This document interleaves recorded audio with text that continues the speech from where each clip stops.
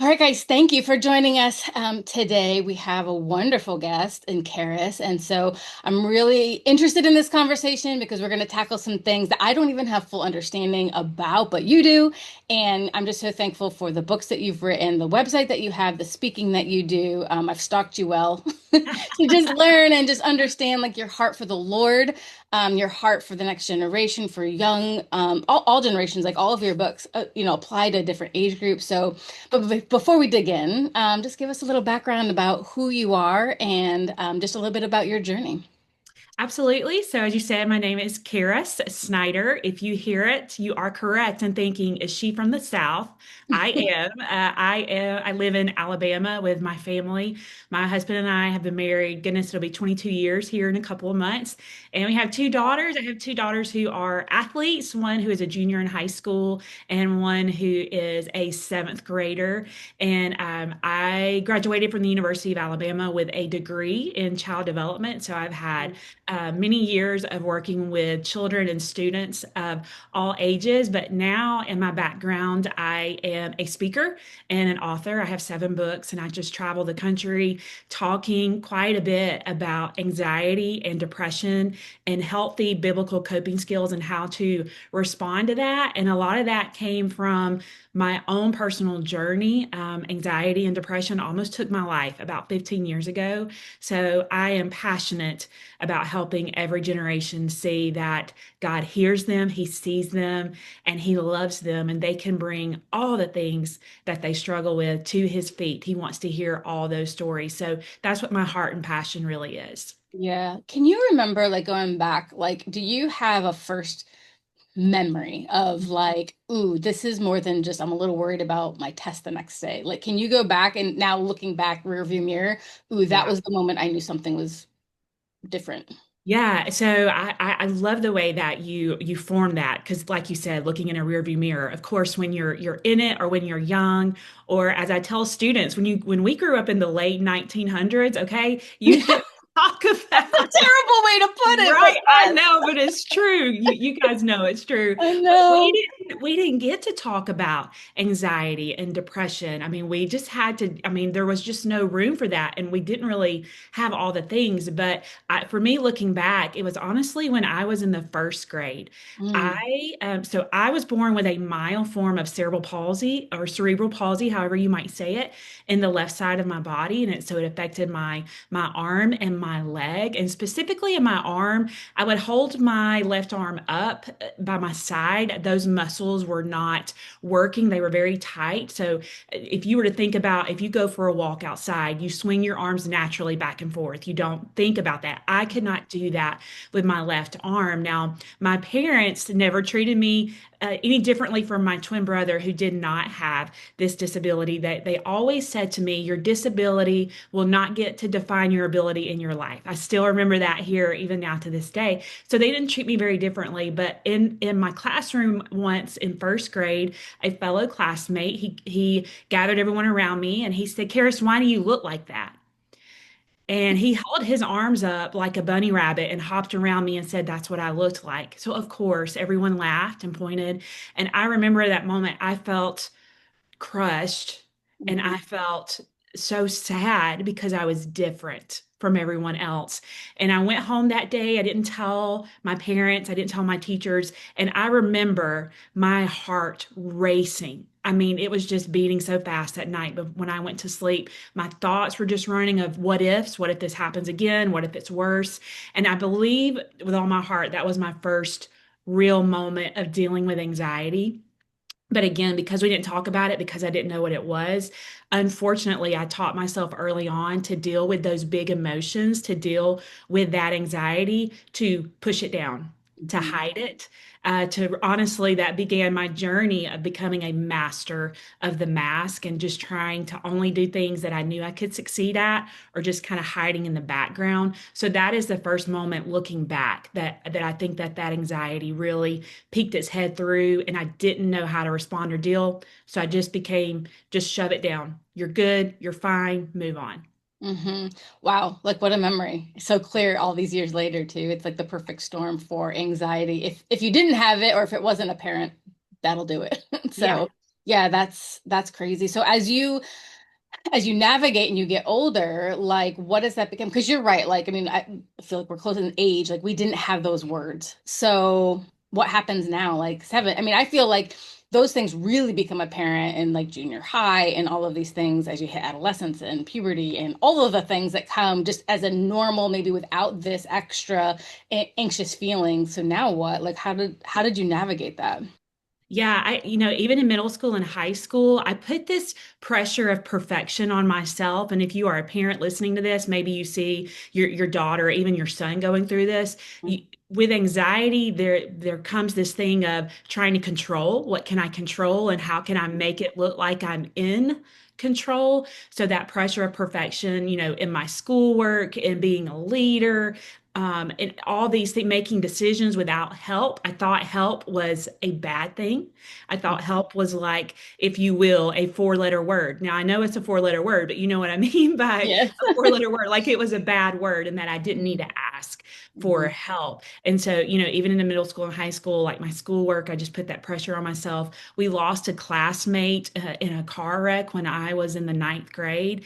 And I didn't think, I thought it was wrong to have those bad emotions. Does that make sense? As a Yeah, it believer, as a does. follower of Christ, Yeah, I got it wrong in thinking that if you're sad or if you're grieving, that I was failing God. I don't know if that makes sense, it makes total sense. yeah. Hmm. So because I felt that way, I didn't give myself room to grieve or do all those things. So by the time I got into college, living under that pressure, living under that weight of that mask, and then I got married early. I was 22 when my husband and I got married, and I couldn't.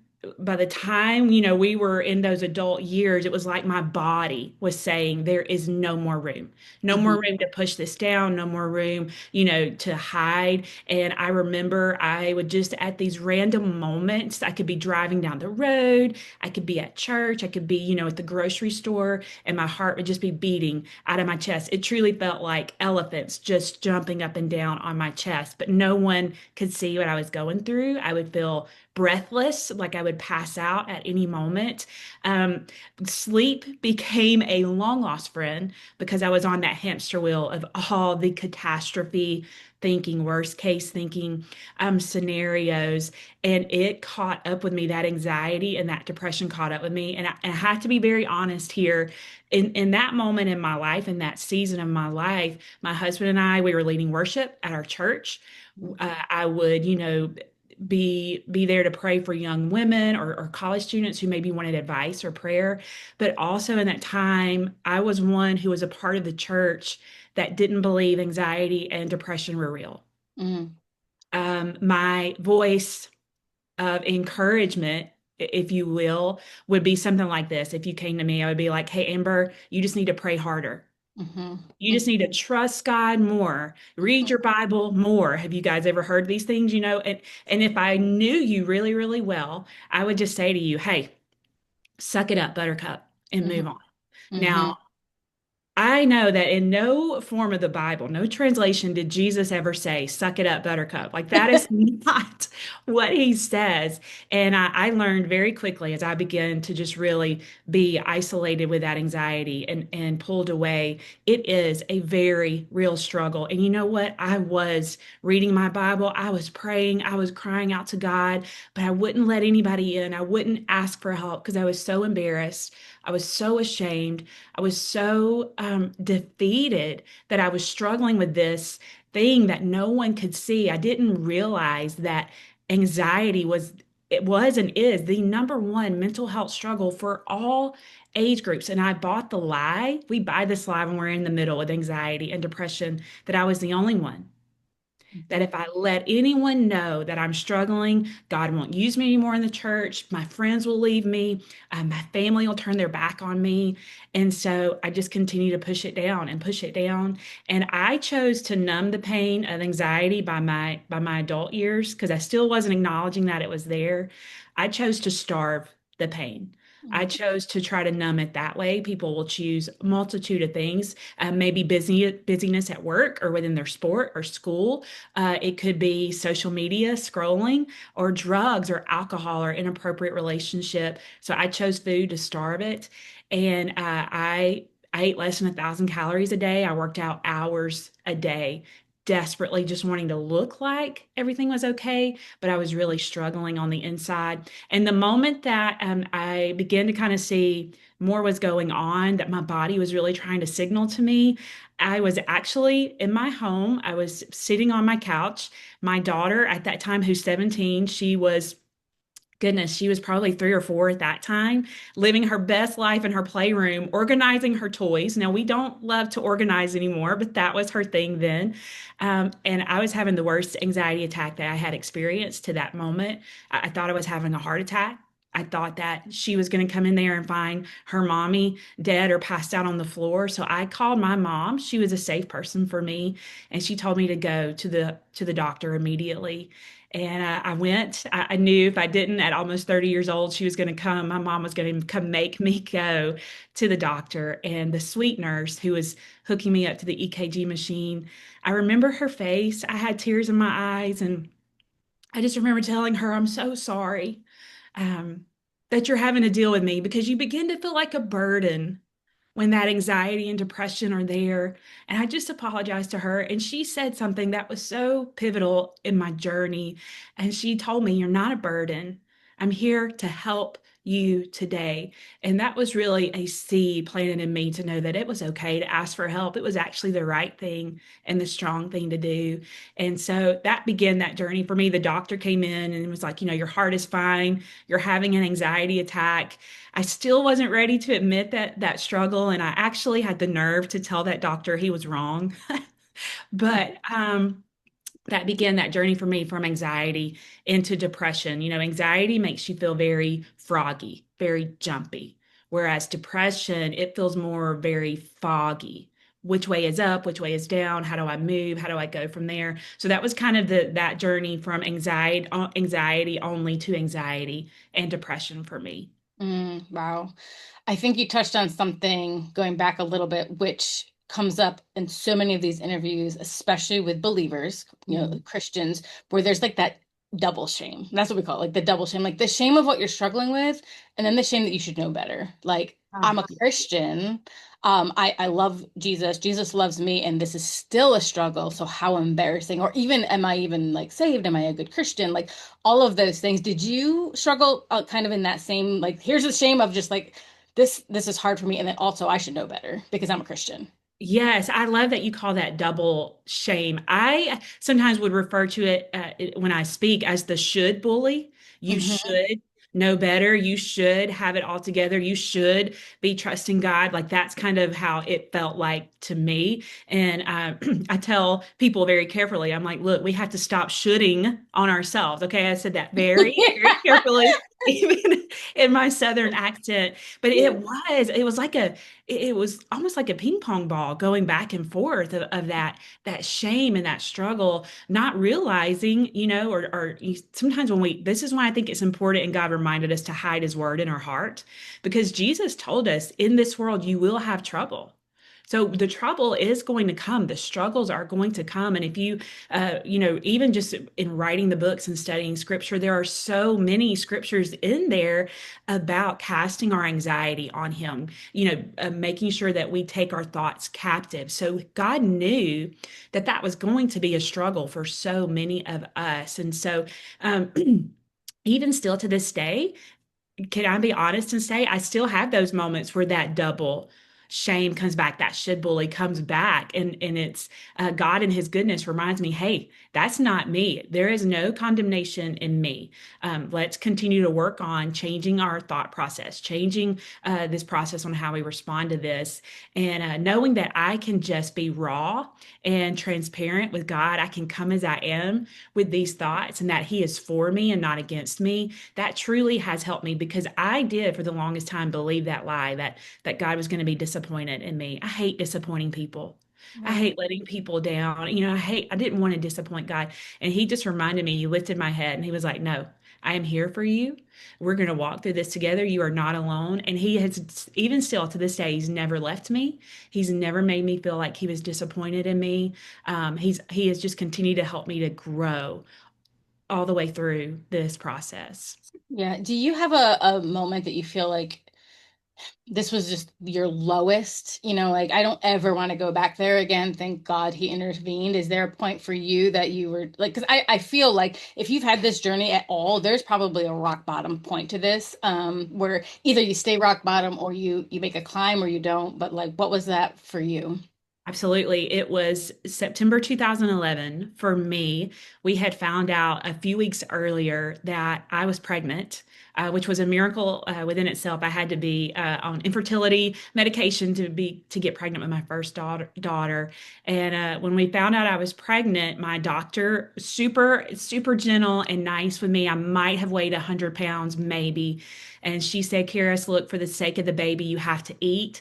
I don't care if you eat donuts for breakfast, lunch, and dinner. Just eat. And in that moment, two things happen for me. First of all, I think, for most of us as women, we have that mama bear instinct in us. Like, I will fight for my kids, I will fight for their friends in a way that I may not fight for myself. I will stand in the gap for them.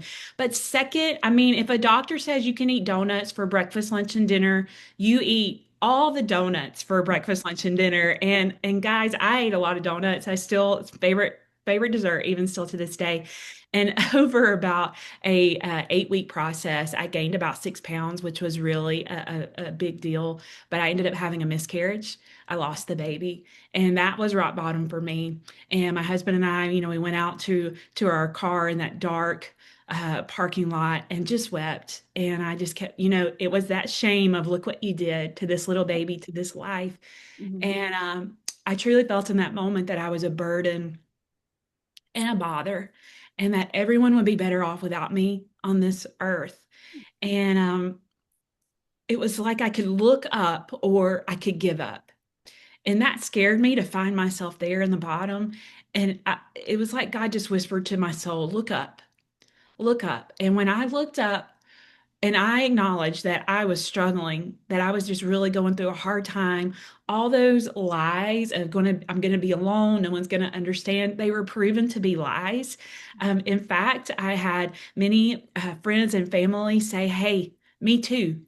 I'm struggling with anxiety and depression too." And they didn't leave me. They didn't turn their back on me. God didn't say, I can't use you anymore. Like, it's amazing how He wastes nothing in our life. And He uses the messes and the broken pieces. That's where ministry really begins. That's where people begin to see God moving and working. And I found a counselor. My doctor helped me. I needed some medication in my situation. And that began a journey and a process for me of healing and restoration and just learning these skills that I could begin to apply to my life daily and how to respond to the anxiety and depression. And I could finally take this mask off of perfection, being a master of the mask, and I could just be me. I could just be who God called me to be. I didn't have to hide anymore. And even though that was rock bottom, it was a freeing situation for me over time. And I have to say, I did have that miscarriage in September of 2011, but I had my youngest daughter, Allie Grace, in September 2012.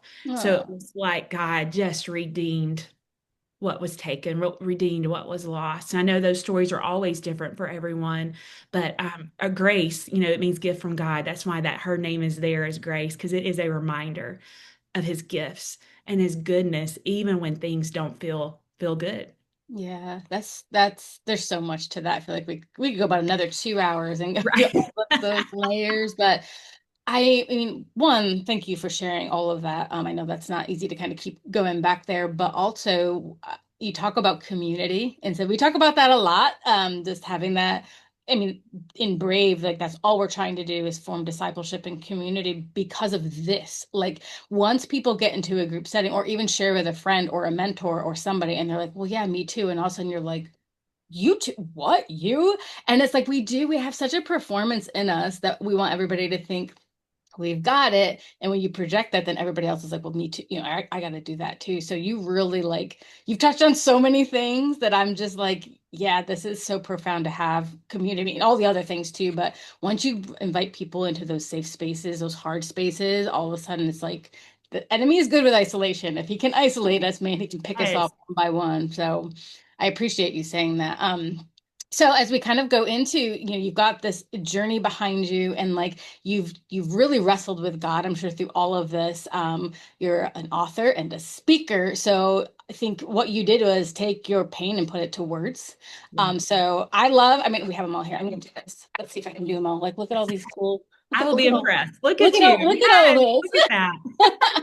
So, I mean, you went to work. Yeah. Tell me a little bit about like, did you always think you were going to be a writer? Have you always been a writer? Like, how'd this You come know, about? right. So, you know what's funny? Writing was never in the top 10 things that I wanted to do in my life. Like, it was just never on my list. I wanted to have my own daycare and be in charge. I like to be in charge, to be, the leader of things. And, when I graduated from the University of Alabama, I got the opportunity to work with children, even teach college students. And God let me have what I wanted, a daycare center. Like, I got to run my own. And I did that for an entire year. And then I said, okay, Lord, no, it's just not. Not This for is me. not what I wanted to do. The children were great, but as a parent, I feel like I can say this. The parents were hard. I mean, they were difficult. So then it just began after, the Lord kind of pulled me out of this journey of that pit of anxiety and depression. Doors started opening for me to speak. I've always loved to speak and to encourage. And so I just kind of followed the Lord on that path. I wasn't really sure what I was doing there. And people started to ask me, do you have resources, that we can take home with us after hearing you speak? And I didn't really know how to do that. And my husband was actually the one who encouraged me to go to a writer conference, a writer speakers conference. And he actually gifted me that for my birthday. It was in 2019. I went to a writer speaker conference in Grand Rapids, Michigan. I was trying to see if I had one here on my desk, and I don't. Just this little 10-day little booklet. And I did it on Canva. So you too, guys, if you want to be a writer, you just take a little mini step here. You can do it. And it was, anxiety elephants, because I make that reference quite a bit when I speak, for the anxiety, feeling like an elephant on your chest. And I took Mhm. that little 10-day booklet and sold quite a bit through my website, and people asked for more. So I went to that conference. And my first book that I wrote was the 31-day devotional, Anxiety Elephants for Adults. And it released December 17th, 2019, and then 2020. Mm. And it was like anxiety just took over in every Yeah. aspect, of our life, for every age group. We really saw that, almost as a pandemic as well. We saw the dangers there. And then it just kind of morphed into all the other books. I don't know if you've ever done this. I told God, okay, I'll do one. And then I want to go back to what I want to do. Why don't we do that? Why don't we do that? But I did. And my daughters actually asked me if I would write books with words that they could understand. Oh. And it was in those moments that God reminded me of those struggles of anxiety that I had when I was younger. How much more could that have benefited me if I would have known words to use, or Mhm. things to have, those resources? And so the children's books, the books for teens, tweens, all of those were kind of birthed through that Mhm. process, to really give language, to give those biblical strategies for all age groups, because we all need it. Everyone does. Yeah. And I think I said before we even started recording, like I am not one. I mean, I've had anxious moments, so I can Right. like man, if this is what it feels like all the time, that's horrifying. Yeah. So but like when you said elephants on your chest, which I love, and this is the one I love, like for children's book, elephants on your chest. I But what a know. great language to give a Yes. child that, yes, it's heavy. I don't like it. I can't get it off my chest by myself. That's It's right. so good. And this one I love. I mean, again, I was a teacher, and I really love the children's book. But even in there is a place where the main character, her name is Allie, by the way. My youngest Yes. daughter's name is Allie. She I begged love me to be the main character. My oldest daughter said, "You're not allowed to use my name at all." So I did funny. not. But the main character in there, she asked for help. Hmm. And the mom helps her. There's a doctor that helps her, her school counselor. But the mom tells her that this was a very brave thing to do, the right thing to do. Can you imagine for children to hear it is brave and right to ask for help. How Yep. freeing is that for a young girl or maybe even a young boy who's playing basketball or football to know it's okay Yeah. for me to Yeah. ask for help. And so I was really glad that we were able to really kind of pinpoint some easy strategies that kids could really begin to Hmm. start applying to their life. Yeah, and if you're watching this on YouTube, like I mean, even the illustrations, there it is. Help! Yes, look at But the that. illustrations are beautiful. Like Yes, it's so great. It's so great. Um, and also you have these other two that I have right here, which I love. So for teens and then yes, devotional. So I mean, just so and the theme is there for all of them, anxiety elephants throughout as you get older. So I love that you stayed with that theme because that is a very easy word to use, I think, for people who don't have words. yes.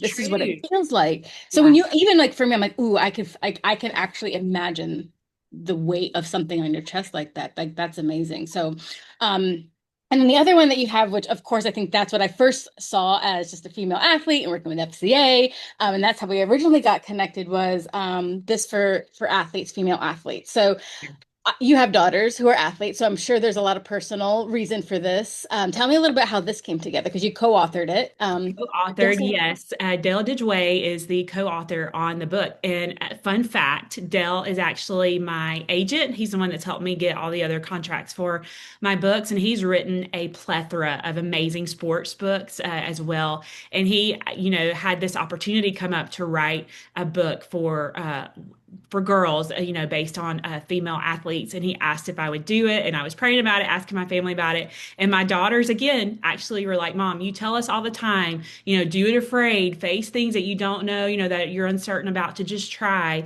And they were like, this would be awesome for you to write about female athletes and God's move in their life. And so they really gave me that courage and that push to move forward. And so, like you said, I really was passionate about this project. It came about we really started on it about almost 2 years ago, really, from signing the contract to beginning to find the stories and having athletes in my life and getting the opportunity to talk to a lot of female athletes who do, goodness, they deal with so much anxiety and so much pressure, to perform and not fail and not make a mistake and not lose their spot. They just deal with all these many mental struggles, and to have an opportunity to share stories with them of female athletes fueled by faith who are looking to God in the midst of injury, in the midst of tragedy, in the midst of these hardships, and how they overcame, how God helped them, and then to give those action steps. I'm a really big action step person. Yes, Yeah. let's talk Yeah. about the story, but let's have some action steps in there to Hmm. really be able to find those action steps to give them to apply to their life. I thought it was really, really important. And my co-author surprised me. I didn't know he was going to do this, but he actually interviewed my daughters. And Oh, they are two of the 52 stories in there. And it's just really neat to see. Even, for there's older women in there, there's college students, and then you have to have those young girls as well to see how they shared how God has worked in their life, to share their stories. It was such a sweet thing just to have that and to see that. So it was, as I did my, let's see, research on a lot of these women, to just find them all across the world sure. wanting, yeah, to just, even in those hard moments, they're looking to God, or even like, we talked about looking back in the rearview mirror, they see how God helped them through those situations. I just love it. And I just think it really is a good resource for our girls, not to look at humans and put them on a elevated platform, but to see how God will use sport in their life, to reveal his goodness, and to even use their life, their story, to go reach others that majority of us, we don't get that opportunity to do in that Yeah. way. Yeah. Well, even just like you said, right? It's also like, oh, so you too. So here's 52 stories that say, and I love there's a title one, Eyes Up. I just saw it. So I got about halfway through before like talking to you, and it's spot on, like all of these different stories. And I think that also alleviates some of the isolation we put ourselves in because when you start reading about everybody else, you're like, oh, okay, like I'm not the only one. So this is really good. I mean, we deal with female athletes all the time, and this is performance and performance anxiety are like top top notch, especially as you get into the collegiate level or trying to get to the collegiate level, the pressure that they put on themselves and understood, I understand why, but like just trying to navigate that with them. This is an amazing series of just books and knowledge that you have to help them navigate. So Yeah.